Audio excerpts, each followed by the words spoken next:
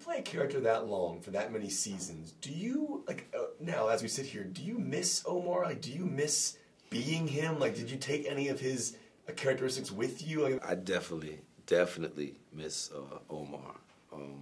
Very dear character to me. I miss all that came with him. You know, my summers in Baltimore, the people that I met along the way, my coworkers. You know, us partying and you know and working together on the set. I miss all of that. And yeah, I took some things from Baltimore into my personal life. I left some things there too.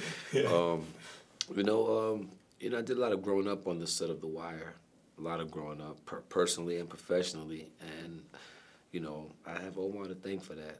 I want to see Omar have a conversation with Chalky White from Boardwalk Empire. Someone get Scorsese on the phone and get that taken care of immediately. Hey, let's make it happen.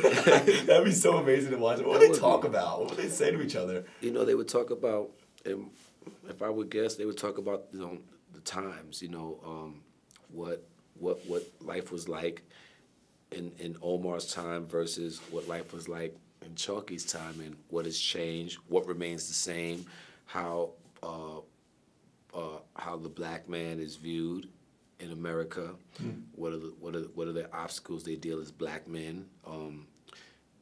Both being viewed as underbellies of society in different time eras. What has changed and what is the same? Yeah. I always wanted to know this because we meet your character at a certain point in his life in this movie, and like we don't really see much of his backstory as to how he got to where he is. I'm wondering, do you ever fill that in? Do you know like who his family is, where he came from, where he grew up? Like, do you build that into the character? Absolutely. I always build the backstory into all my characters. I would say Neville moved to Los Angeles for a better way of life. He got with the underworld of Los Angeles and made a name for itself.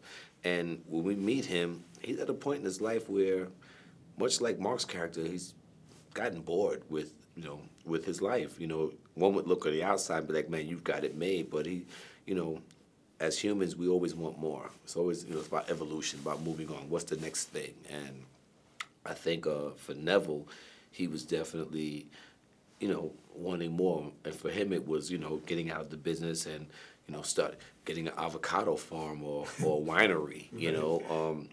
Just like Mark's character was tired of the mundane. He was tired of teaching students that don't want to learn. He was tired of you know, being judged by, having his writing being judged by people who he felt didn't have a clue.